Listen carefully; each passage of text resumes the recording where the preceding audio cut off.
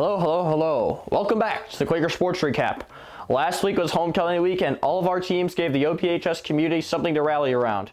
I stopped by games played by JV and varsity boys volleyball, girls and boys soccer, field hockey, football, the big flag football rivalry game, and the JV and varsity volleyball for girls, which I'll tell you about next. Let's get right to it. On Thursday, our Orchard Park Quakers girls varsity volleyball team faced off in a match against the Clarence Red Devils, who they beat in a very close match the week before. On the road in Clarence, Orchard Park came into the match as the number 5 ranked large school in Section 6. Orchard Park started out slow, but deft serving by Ella Kajawa got them back into the game and helped them take the lead. OP took the game by a score of 25-22.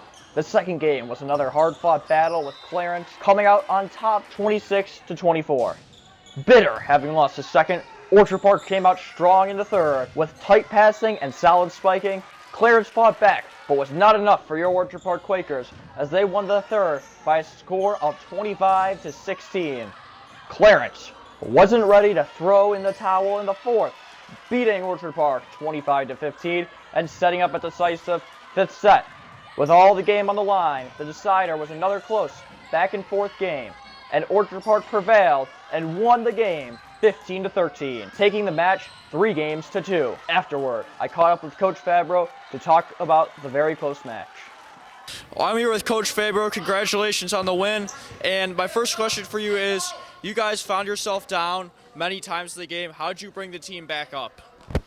Whenever I came into the huddle, I was just telling the girls what they were doing well so they could see that and just keep building upon that, so the next time they went out they were just more positive.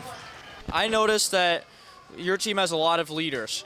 How important is that, like with coming into practice and games? Yeah, we have 7 seniors this year, and me being a new coach this year, they've really helped guide me with this team, and every time they step on the court, they are the leaders. Our underclassmen definitely look up to them, and they're out there to play, and they want to play.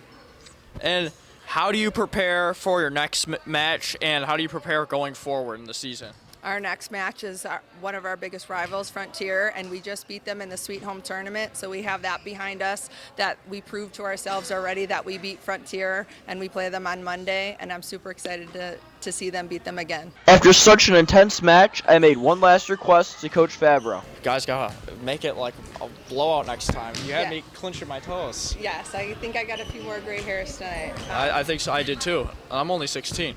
That was a very tense and hard-fought match. Great job, girls. They are now 6-1 in their last 7 matches. Of course, volleyball wasn't the only team with games last week.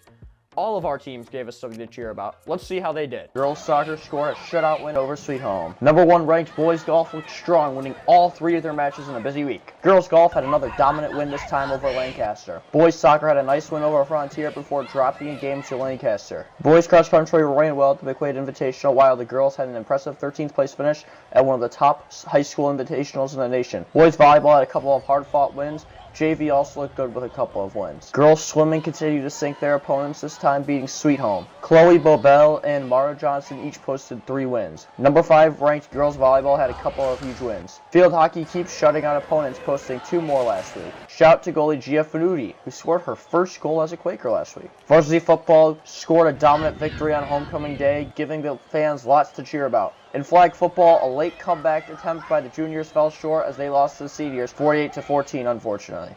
Great job, Quakers. Up next, we have the 7 or so questions segment with football player Blair Bridenstine.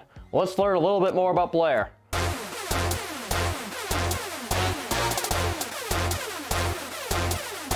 What's your favorite sports memory?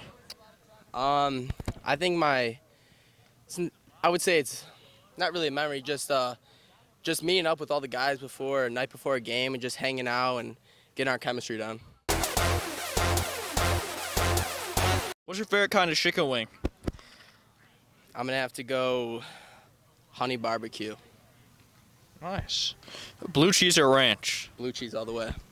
Yeah, I was gonna say, if you're ranch, we're gonna end the interview. Yeah, you gotta get out of here. Who's your favorite role model? Who's your role model? My role model, I gotta say, is my older brother Blake. After you graduate high school, what do you think you'll miss the most about high school? I'll miss hanging out with my friends, playing football, just being a part of the high school experience. What's your favorite book of all time? My favorite book of all time, probably I Survived 9/11. Yes. I haven't read that one, but I've heard it's good. Good book. How about your favorite movie? Favorite movie? I'm gonna have to go Step Brothers. Nice. If you had to slap at life with one athlete for a day, who would it be? I think it would have to be John Jones. Yes. Got to be John Jones. Pound for pound, greatest. No. Yeah, greatest UFC fighter of all time. You'd be in jail for a lot of that, though, if you were John Jones. If I gave you $1 million right now, what would you spend it on? I think I'd invest most of it and then go on a trip with me and my friends. Take them on a nice trip. Thanks for watching this week's Quaker Sports Recap.